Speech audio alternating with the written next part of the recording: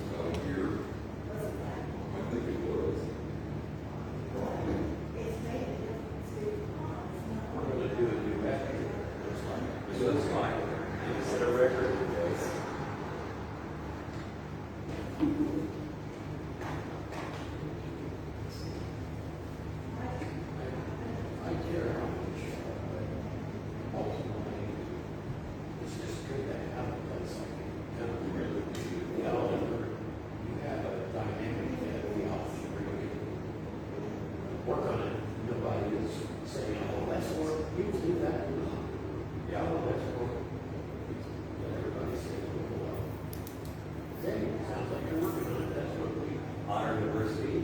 It's a journey. There's no creed here. And we respect. Let's not be getting the word out there. We got people like sentiments, you know. Everybody's entitled to their ridiculous opinion. That's right. That's right. I think the white did you get you got that one from you got that from Morgan Stanley? Did you get that? Yes. Good. And then I put Chaz and Paulus, Jack, and Dee Dee's contribution from last week. That's from the elevator service.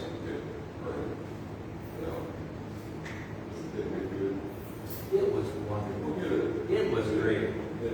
Derek did a wonderful service. We had a nice group. We were there. We had beautiful weather. What more could you ask for? It was breezy. It was a little breezy, but otherwise, Cool off though. I sprayed my hair before I went, so I had to worry about it. Well, you could have carried your hair for 50. Well, I didn't want to be that obvious.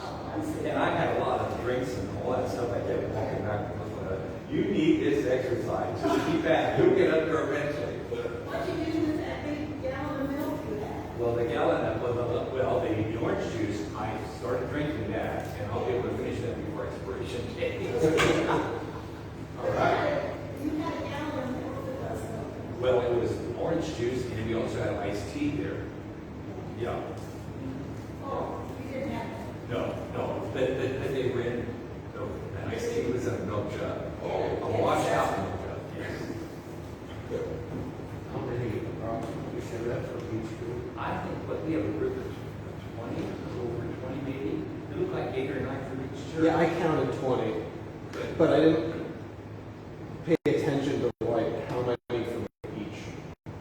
Well, I didn't either, but when I was looking at who it was from, I was reflecting driving home, looking from each of the churches, I thought, yeah, it's just even. It was just exactly even.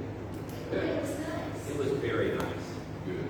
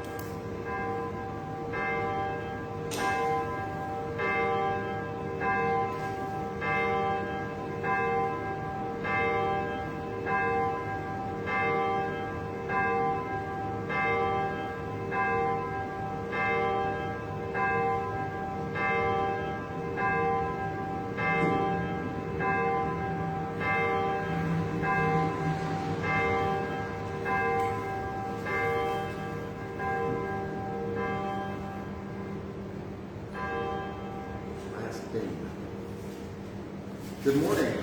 Good morning. And welcome to First Universalist Church in New Madison. Actually, it's pretty nice today. It's been raining all weekend, but it's not so hot and sticky, and there's a nice breeze blowing. So, hi, Margaret. Everybody, it's nice to have everybody here, and or wherever you are for our July. Do we have any announcements? We had a good joint meeting with El Dorado, outdoor service at the park. Pastor Derek did a really nice job with the homily. Everybody brought food, and we had what I would call traditional carry, and there was plenty to share. So, and pretty interesting assemblage of. I'd love to see what the creative dishes people come up with carry-ins. Pretty evenly balanced. I think everybody had a good time, so hopefully we can do that again in not too long. Let's see. 4th of July. New Madison always has a spectacular show, and this year my wife and I came up here. You might have seen a picture on Facebook that I put up.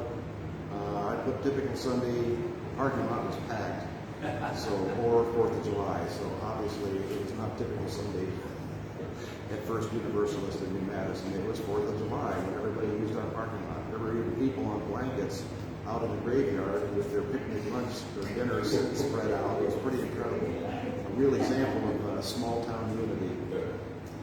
Our welcome is 419 in your hymnal.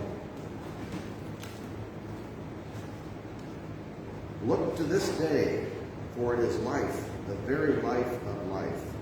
In its brief course lie all the verities and the realities of your existence, the bliss of growth, the glory of action, the splendor of beauty, for yesterday is but a dream, and tomorrow is only a vision. But today, well lived, makes every yesterday a dream of happiness, and every tomorrow a vision of hope. Look well, therefore, to this day. Attributed to Kalitsa. Our prelude is Love Lifted Me. May I tell you the words to Love Lifted Me? Yes, speak up. I grew up in a little United church on the Hope Path, which you have probably before mine. And one of the songs we sang was Love Lifted Me, and if I can remember the words, I was thinking deep in sin, far from the peaceful shore, very deeply something within, sinking to rise no more. But the master of the sea heard my despairing cry, from the water lifted me, and now safe am I.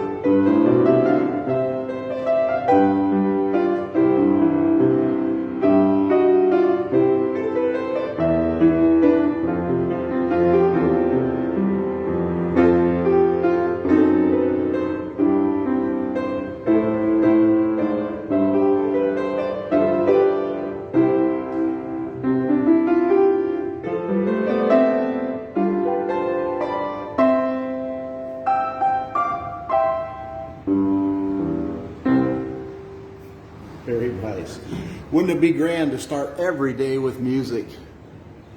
I didn't sing very loud, but I sang the chorus. You know the words. Oh, that's the chorus I did. And the words that you read, I remember those. I was thinking deep in sin. In the old Methodist and Presbyterian church, we used to sing that song all the time. And those things stick in your mind, don't you? You can't remember your son's name like 2 weeks later, but that kind of stuff 70 years ago is still there. Our theme this week is wilderness, more or less. And as such, I've gone back to Yosemite. I keep stumbling across these pictures that are just unbelievable. This is Ansel Adams, 1942, a black and white. And this picture, I mean, the screen does not do it justice. If you could see Ansel Adams, if you could get a book of his or see him in an art gallery somewhere, they're really the depth of field and the composition is just unbelievable. And Yosemite, you can hardly take a bad picture in Yosemite. So.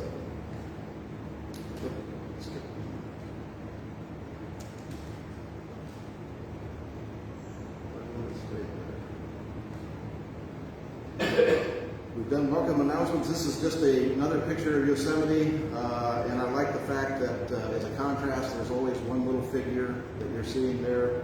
And there is an actual online group that's from Mariposa County, which is Yosemite in California. If you're interested in following the activities there, you can always sign up for that, which is kind of where I'm getting all these pictures.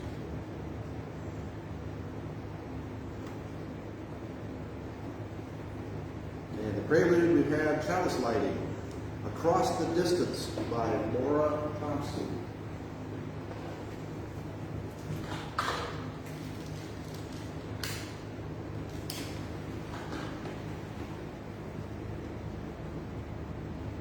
Across the distance, the light from within me shines, sending love to all. Across the distance, your light is the fuel that warms me and helps to keep my own light burning. Together, we keep the flame of community burning bright. And I borrowed an actual Tibetan bowl for my wife, so we'll have a moment of silence.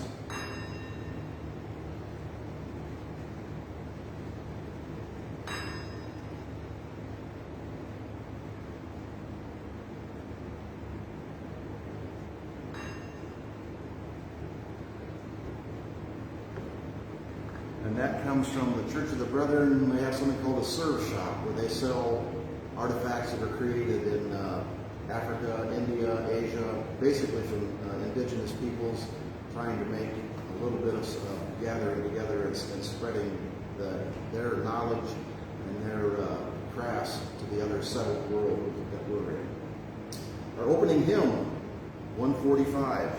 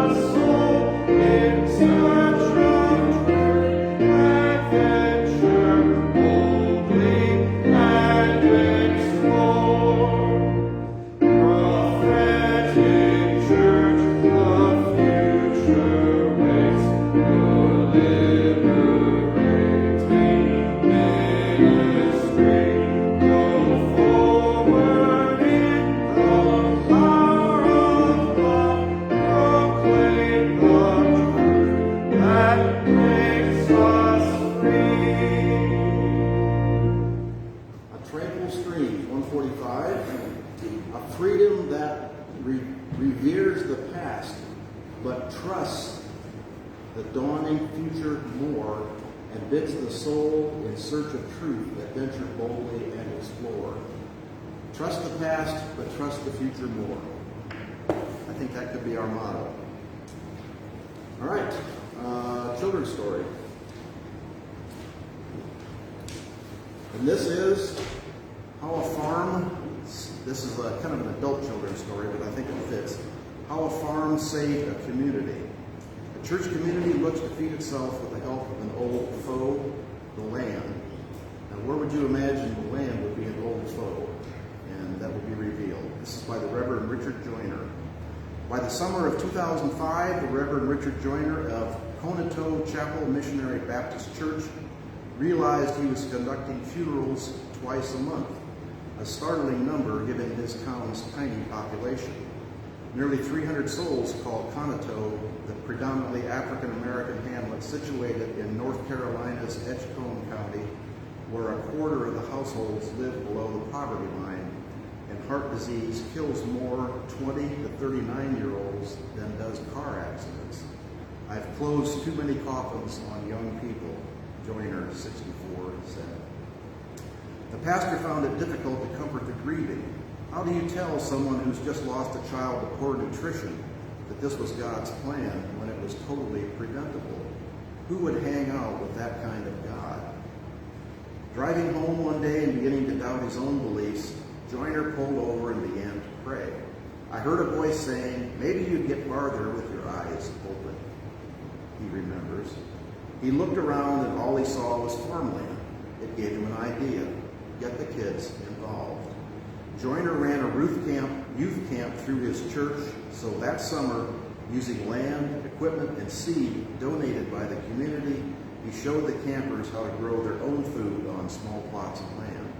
The kids, 4 to 16, consumed their initial harvest of mustard greens, sweet potatoes, and other vegetables, but the following year they delivered free boxes of vegetables to senior citizens.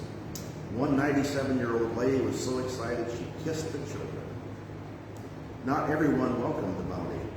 Only a generation or two removed from sharecropping, some church elders questioned the wisdom of participating in any sort of agrarian pursuit. They remained uncomfortably familiar with Edgecombe's role in the South's antebellum cotton economy, in which African Americans were treated as second-class citizens, and Coneto was home to many slaves. As Joyner explains the prevailing concern, do we really want our kids going back to that?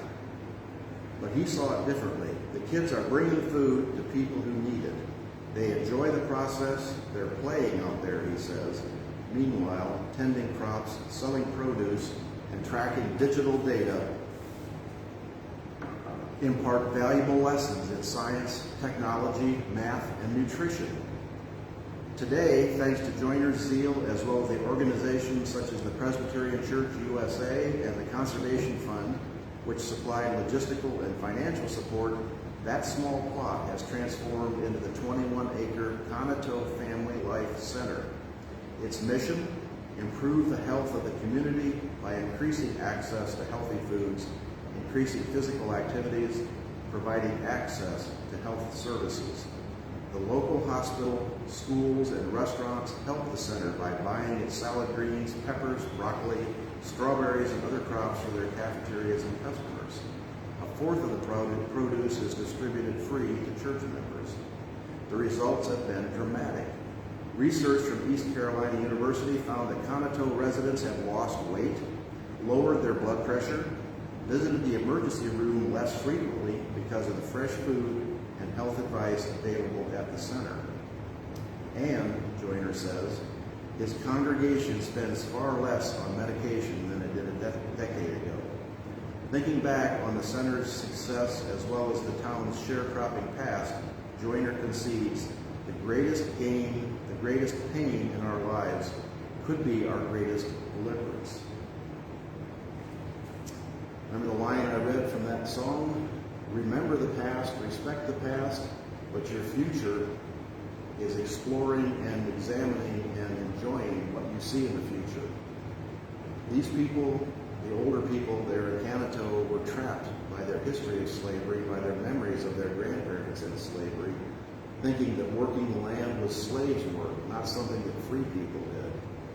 It takes a transition in your mentality, in your outlook, in your understanding of what life is like to actually bring better things to light. So I thought that was a pretty good example. Okay.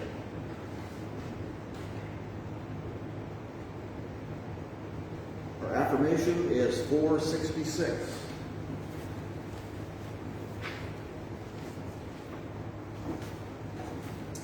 Religion. Let religion be to us life and joy. Let it be a voice of renewing challenge to the best we have and may be. Let it be a call to generous action. Let religion be to us a dissatisfaction with things that are, which bids us serve more eagerly the true and the right. Let it be the sorrow that opens for us the way of sympathy, understanding, and service to suffering humanity. Let religion be to us the wonder and lure of that which is only partly known and understood. An eye that glories in nature's majesty and beauty, and a heart that rejoices in deeds of kindness and of courage. Let religion be to us security and serenity because of its truth and beauty and because of the enduring worth and power of the loyalties which it engenders. Let it be to us hope and purpose and the discovery of opportunities to express our best through daily tasks. Religion uniting us with all that is admirable in human beings everywhere. Holding before our eyes a prospect of the better life for humankind, which each may help to make actual. Vincent B. Sullivan.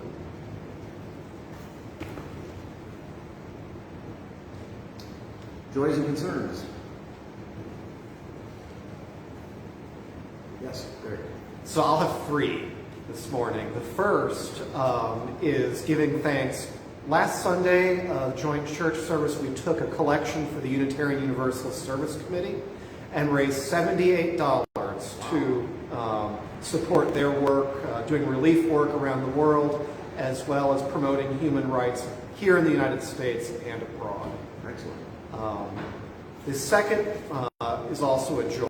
This coming Saturday, I will have the privilege of conducting a wedding on the campus of Earlham College for two wonderful women. One of them is a friend of mine for a number of years, Joanne and Gypsy, and just holding them in our hearts and hoping for the very best in their life together as they go forward. And then the last one is a concern. I got word this past week, a UU ministry colleague of mine, and because I don't know how much of this she wants public, I'll just use her first initial K.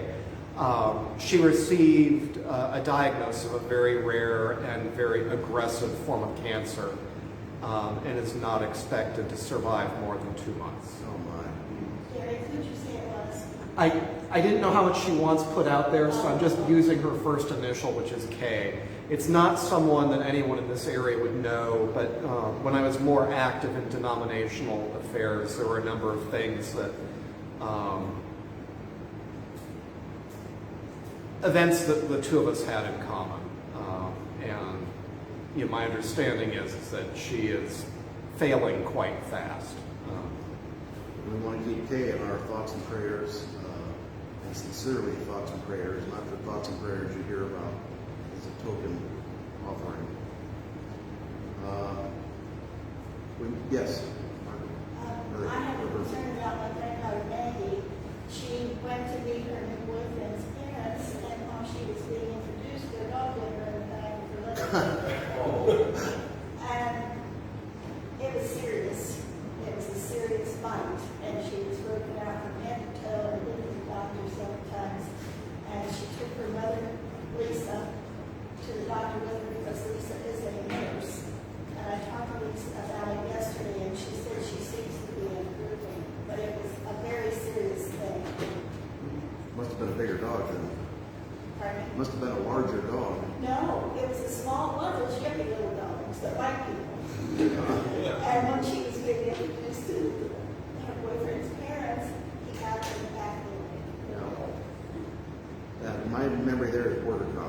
Yes. I'd like to extend our get well wishes to Jan Rostamagi. Jan has spoken in this church a number of times. Unfortunately, had a bicycling accident. She's quite an avid cyclist and has broken her elbow, but is getting great wishes. She's having surgery, I believe, on Tuesday. So we wish Jan the very best. Oh my gosh, remember Jan Rostamagi had a terrible accident out in California, an auto accident. She was really, really messed up. And then she had a serious illness for a while. I don't know. I think she did. And I might mention Nancy came to the carry-in at joint service of El Dorado and disappointingly said she's not going to be available to speak anymore here. There's too much stuff crowding her calendar before she moves back. I encouraged her to think about recording a sermon in her living room or in her local church or whatever, and she's like a little hesitant on that, so we need to have our thoughts and prayers, push her psychically to join us over the airwaves. I'm sure she is capable of doing that, and I'm sure we can figure out how to do it. So we wish Nancy safe travels, travel mercies as she heads out to New Mexico, and I think she's coming back to close up her house and clean her affairs up and then back into Mexico again. She has family there and is from New Mexico, so I'm sure she's going to be happy there except with the unbelievable temperatures they're having. 130 degrees in Death Valley. Death Valley. That's like 2 degrees or 3 degrees from the highest temperature ever recorded on the earth. And yet there are people, you'll see letters in the paper how there's no such thing as global warming. So, yes. I just want to say that I'm glad to finally get here this morning. I had to make a detour. I discovered there's one gas station between my house and the route I usually take to get to church, and that was in Arcanum. And so I had to take a detour to get up to Arcanum and get gas. I think I'm going to ditch my 6-cylinder and go back to 4. Yeah, now that the grocery store at Arcanum's closed, there used to be cheap gas at Arcanum. Now it's not so cheap anymore. Well, that's where I thought I was going to get gas, but that wasn't on my way either. I just was shocked when I went by and it was closed. Yeah. Well, there's a good station on 36 in Bradford, and that's always had reasonable gas too. So, yes, Mike. Just an addendum to your speaking about the heat wave that is engulfing our planet Earth. Some of you may have read that in a Canada province, actually it was on the seashore, remote seashore, there was acres and acres of clams that had been baked and mussels that had been baked in the soil simply for having a degree higher than what they could tolerate before the low tide came in, as far as the eye could see.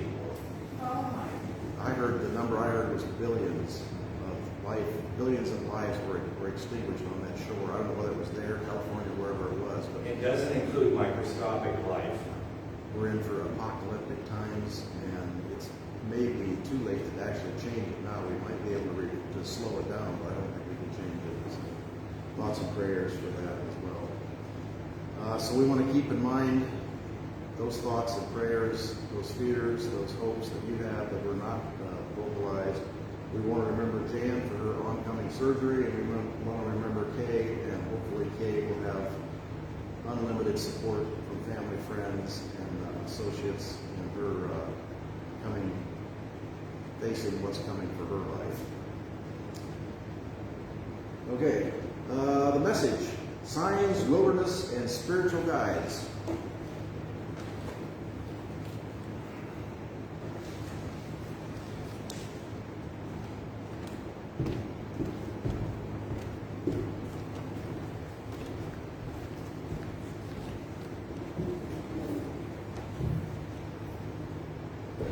Good morning, and thank you again for inviting me here, and thank you to the congregation in El Dorado for releasing me for the morning. As an introduction to today's message, I have a little reading. It's from the Gospel of Mark. The Pharisees came and began to question Jesus. To test him, they asked him for a sign from heaven. He sighed deeply and said, "Why does this generation ask for a sign? Truly I tell you, No sign will be given to it. Then he left them, got back into the boat, and crossed back to the other side. So this morning I'm casting my memory back to the summer of 1995, and I was working a student geological field season in Montana's Judith River Valley. And for those who don't know me that well, my bachelor's degree is actually in geophysics. I'm a great person to ask about climate change stuff because that used to be my wheelhouse. The Judith River Valley in Montana is a fairly remote place. It's east of the town of Great Falls. It's near the Fort Belknap Indian Reservation. Very few people actually live there. Very few tourists visit there either. But it turns out to be an excellent place to do geological field work because the Judith River cuts down through the rock layers, exposing them at multiple points along the river valley. And we were there to work on Bureau of Land Management land, the BLM, which if you're out west is a much bigger deal because there isn't much BLM land out here east of the Mississippi. Our job that summer was to draft fine-scale geological maps and to excavate some small fossils, turtles, fish, some petrified wood, all of it dating back into the age of dinosaurs, the Mesozoic time period. But our journey onto that land was problematic. We had a passenger van for the student crew and a pickup truck carrying all of our gear. Now there are roads of a sort onto that land. Those roads were made for loggers and for ranchers renting the grasslands to graze cattle. Those roads get blazed for a specific endeavor, sometimes abandoned, and allowed to revert to grass, shrub, and pine. And we quickly discovered that the BLM roads had very few signs. Why bother? Because most of these roads were intended to be temporary. There were a few signs, but they were log posts jammed into the ground with paint on the top. Yellow, white, blue, red. We didn't really know what the colors meant, except we did figure out that red meant that you were leaving BLM land and entering somebody's private property. We found out that because we crossed past a red post and some guy came flying in the other direction in his pickup truck with a shotgun, thinking we were there to poach cattle. We were not on BLM land anymore. But the other colors, yellow, white, blue, we had no idea what those things meant. As we went into those lands, quite often the roads would then just branch in two. And we'd have to choose one side of the fork, sometimes only to arrive at another fork, and have to choose again. And it got us progressively nervous. Would we end up in a place where the road was washed out, or maybe was grown over? Even worse, would we arrive at one of those places only to arrive at a point where we could not turn either of the vehicles around? And then would be left with the dicey business of backing two vehicles back up or down a treacherous backcountry road with slopes and, better yet, switchbacks. Truck and a van. Back up a switchback in reverse. And these were the years before you could just pull up an aerial map on your smartphone. But I want to bet, unless you had one of those really expensive satellite phones, I bet there were a lot of places on that BLM land where you could not get a signal. I mean, heck, there's one part coming up from Richmond where I can't get a signal. We know. It's the point where my Sirius XM feed drops for about 5 minutes. When we were out there doing field work, oh, how we wanted a sign from the Bureau of Land Management or God. We would have taken it either way. And thinking about that season of travel, I find it insightful that people often speak of their spiritual journey, well, their spirituality, in terms of a walk of faith or a spiritual journey. In spiritual language, there is this experience of traveling, taking your soul and going somewhere. And I take comfort in the knowledge that many prophets also roamed the wilderness, including the wilderness of our inner lives. And there they met people. But in today's story from the Bible, the people Jesus met, they demanded a sign. Why does this generation seek a sign? Truly, I say to you, no sign will be given. It can be nerve-wracking to be given no signs in the wilderness, or at least not any that we know how to read. Are there forks in the road of our journey, our spiritual journey? How will we know which way to go? Will we arrive at places where the road is washed out? Will we need to back up a ways and choose a new direction? Will we get lost? And if so, for how long? But there is more at work here than just a desire to go. There is a desire for guidance.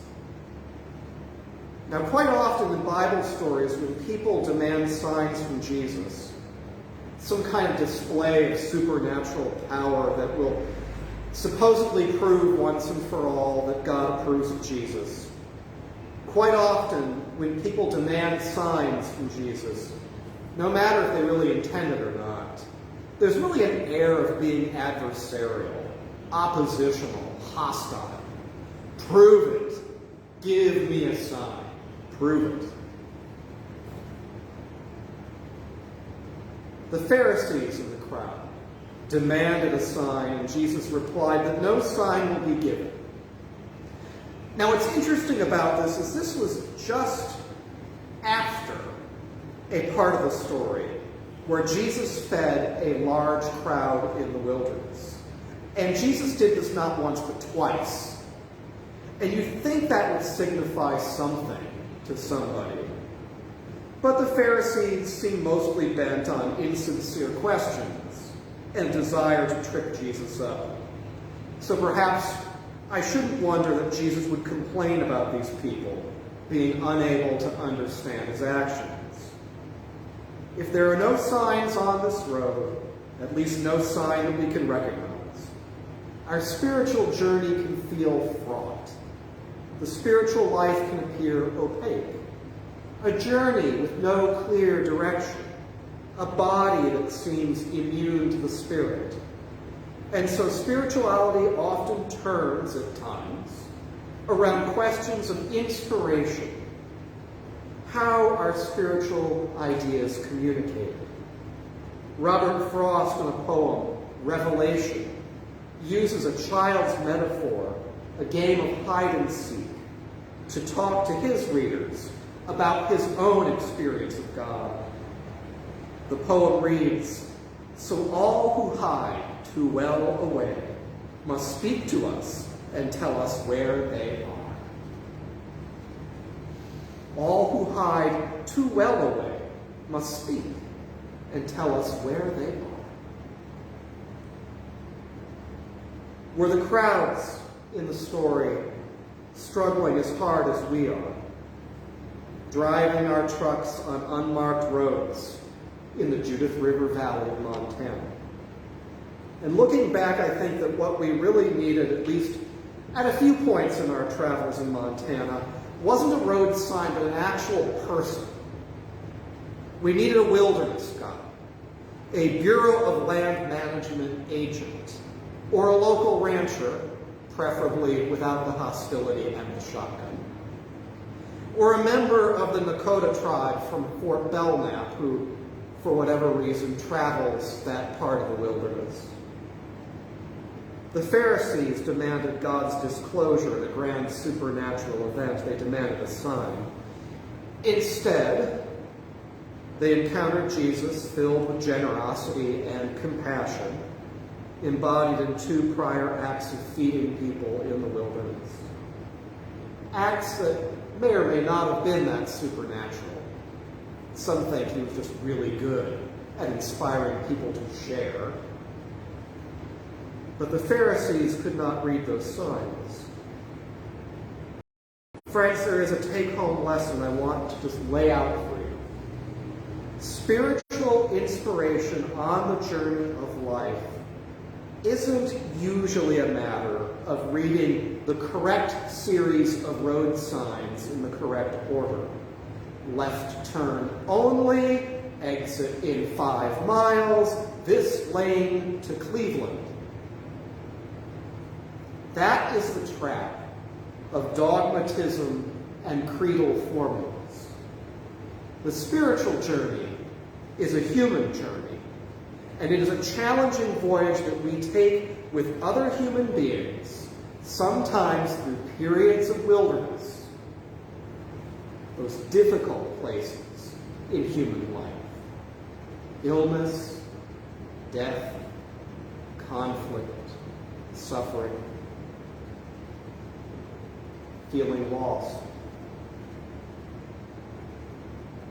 And we travel an ever-shifting series of temporary roads in the human wilderness that reaches between birth and death. Inspiration, sometimes at its best, takes place in relationship among people. It is the creative interaction of those on the journey, including those who do work in the wilderness, who can perhaps offer some guidance.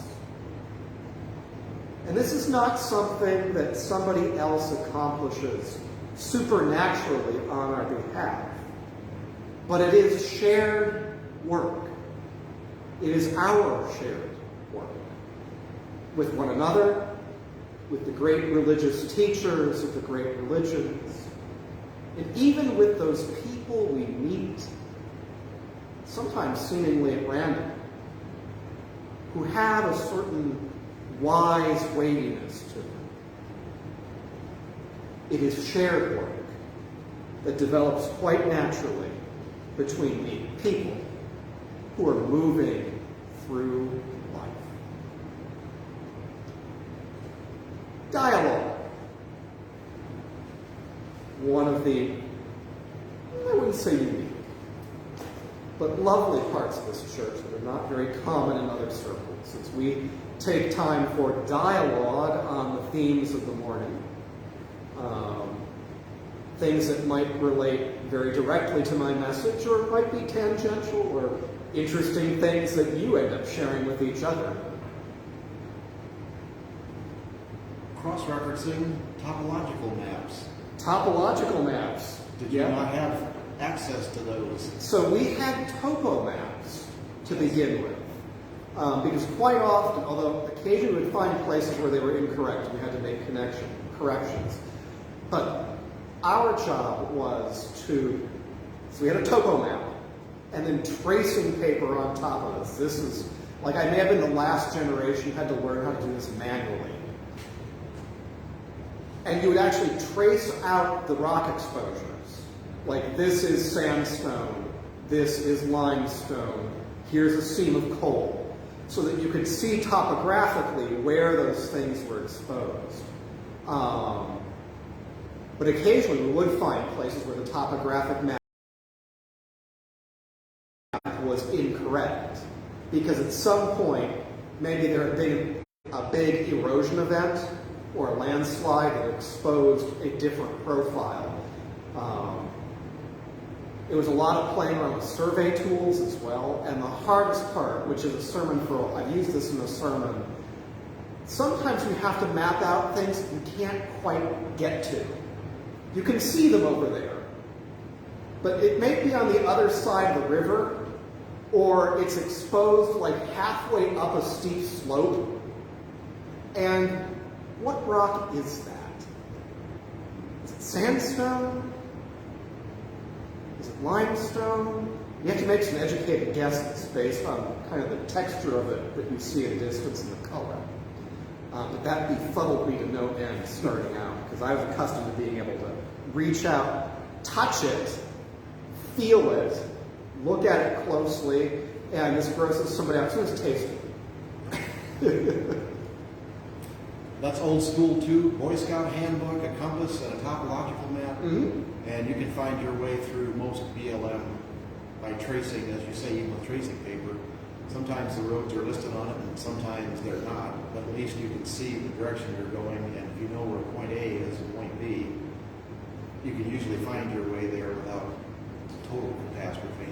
We didn't have any total catastrophes, but we did have times where we took what we thought was the one that would reach us where we wanted to go, and then it ends up bending down right to the river's edge. And what we needed was the other one that was going to go further along. That's what the topo maps are really good for, because they tell you the elevations. Well, it looked like to where we were that it was just going to go straight in this direction, right along, and it didn't. D. Well, I need in my spiritual journey, which isn't a journey, my spiritual life, I need affirmation from other people, that human relationship thing. And I have to say, your message was just perfect timing, because I have recently gotten affirmation the last couple of days from 3 different relationships where there was some give and take to that support of one another, that kind of helps you think, well, you know, if they can do it, I can do it, or they've done such a good job, and so you know, whatever it is. Did any of them see something in you that maybe you were not able to see yourself? Oh my gosh, yes. One woman, I'm not going to go into the whole story, said I was an artist, and I'm not artistic in the usual sense, but she even printed up professionally printed up and framed a passage from a book she read. She said, this is you. This is how you're an artist. This is how you perceive the world, and spread it to others. And I thought, oh my gosh, that was really cool. And maybe other people can maybe get recognized for their music. I think like Roberta, Roy, and our extraordinary flutist, and there are different ways, but I've always needed support because I'm a generalist, not a specialist. But you know, to play with the metaphor of, you know, the journey, and remember, these things are all metaphors. Don't take them too literally. It's poetry of a sort. Sometimes we don't see within us the good things that are in us until somebody points them out. Sometimes we don't see the challenging bits either until somebody points them out. And in that metaphor, it helps us to find where we are in our journey of being human. This is who I am today. I was stuck in this person that I used to be. Or, that's a growing edge of mine. I need to work on that. I didn't know where I was. This person helped me see myself and where I am more clearly. And what the potential might be. And that can be a real gift. Yeah. And that can be a real gift. Roberta. When you went to Montana, when was that and what were you doing there? Summer of 1995. So it was after my junior year, but before my senior year. And it was a field class that was held in partnership between the University of Chicago's Department of Geophysical Science and the Bureau of Land Management, was letting us run amok. And because part of geology is, this is why when we were in lockdown, having been a geosci student, I just mourned for anyone who was in the earth sciences. Because this is one of those things you can't really learn online. At some point you can't. You have to be out there physically, tactily, like handling the stuff, walking the landscape, seeing the interaction between earth and water and sky.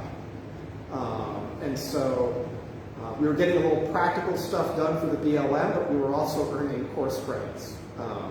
And it's a fascinating way to learn.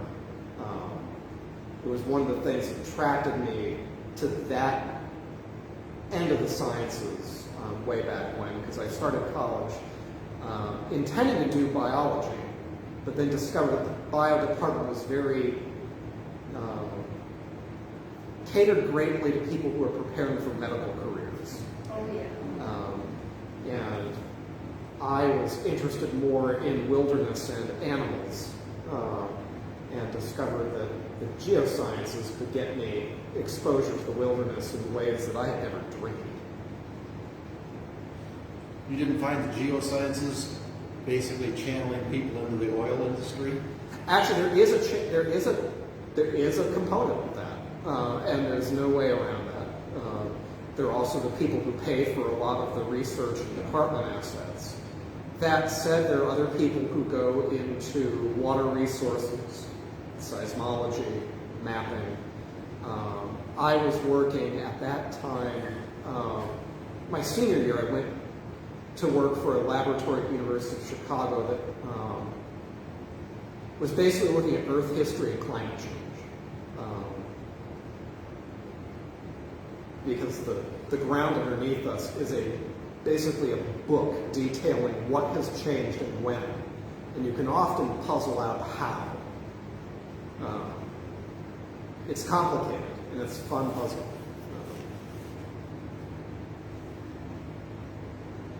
Okay? Wow. Yay. It's always enjoyable. Thank you. And sitting here looking at the slide, can anybody tell me the glaring contradiction that's appeared in all of my slides about Yosemite? What is the one thing that is unbelievably vacant, missing, not there? I don't think I've seen any animals. You haven't seen any animals, but even I saw a more than human that, once. Cars? you haven't seen any people. I thought there was one human. There's one human as contrast to give us, what do they call the size? Scale. Scale, yeah, to give us scale. And also, philosophically, we're talking about wilderness, and you have one person which is kind of empty, alone in the wilderness. But I'm thinking, when did they take all of these pictures? Because you can't, and I've been in Yosemite, Yellowstone, Glacier.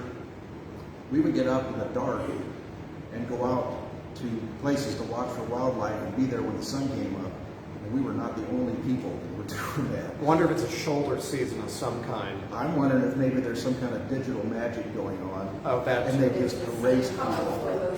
I'm sure Ansel Adams didn't do that, but I'm wondering if, because I don't think there's a time, particularly Yosemite, if you've seen now, it's sad, but it's also kind of a promising thing. You have to actually get a reservation to drive into Yosemite.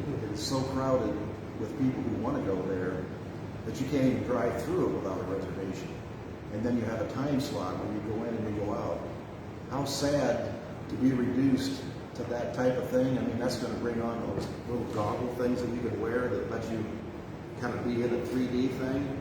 That may be the only answer to actually being there. But treasure, if you've been to any of these places or try to go there in the off season, try to go before it gets so crowded that you can't go. So, okay. Also, consider some of the less frequently visited national parks. Yeah, There are wonderful ones. One that's on my bucket list that I didn't realize is right here in Ohio, Cuyahoga Valley National Park. Yes. Up in northern Ohio. It's the only national park in the state of Ohio. And we have state parks in this area which are magnificent. If anybody's been to Houston Woods, that is a fantastic place to go visit. They've got cottages you can rent down there. They've got a hotel that you can stay in with a pool. They've got a lake where they have they have a dog beach where you can take your Labrador and swim in the water and nobody yells at you. So. All right, offering. As usual, you're welcome to put anything in, take anything out. Last week we were at El Dorado, so we didn't do the fish. So if you have something for fish, the fish plate is down here too. Feel free to join with the rest of us to support this community.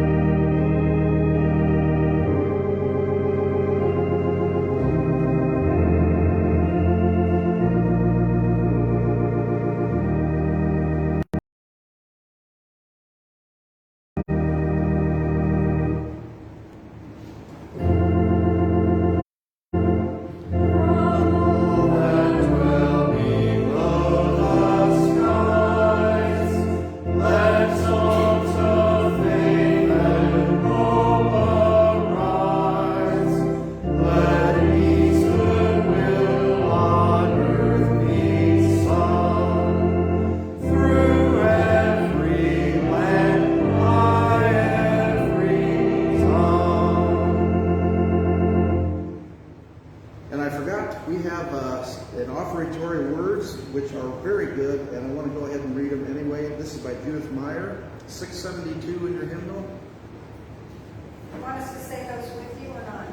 What's that? We saying those with you? Yes, this is the offertory words. Okay, 6. And sexton, 672. I've looked at these many times and they were kind of long, but it's definitely worth doing.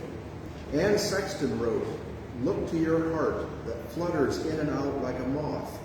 God is not indifferent to your need. You have 1,000 prayers, but God has one." Dear God, we give thanks for those moments when we can feel that we live in a world that is not indifferent to our needs. We all have so many needs, 1,000 prayers, 1,000 needs that really only need one answer. Let the world not be indifferent, and may we live and be with each other in the way that shows this truth, whatever the day brings, that neither are we indifferent to each other. That's by Judith Meyer. That's very inspirational. And there's that solitary person again in Yosemite. Our closing hymn is 209.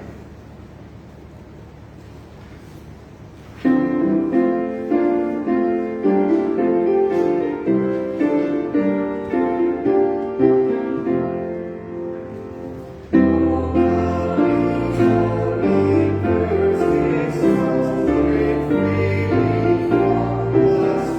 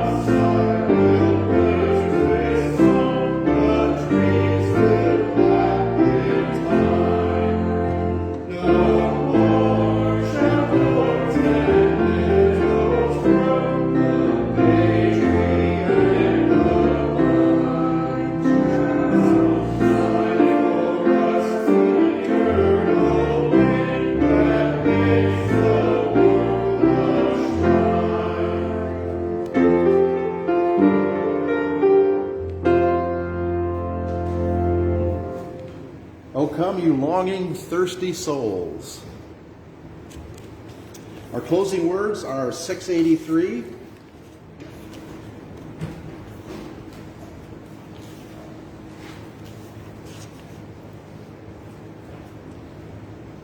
Be ours a religion which like sunshine goes everywhere. Its temple all space, its shrine the good heart, its creed all truth, its ritual works of love, its profession of faith divine living. By Theodore Parker. And our postlude is Summertime. What could be better?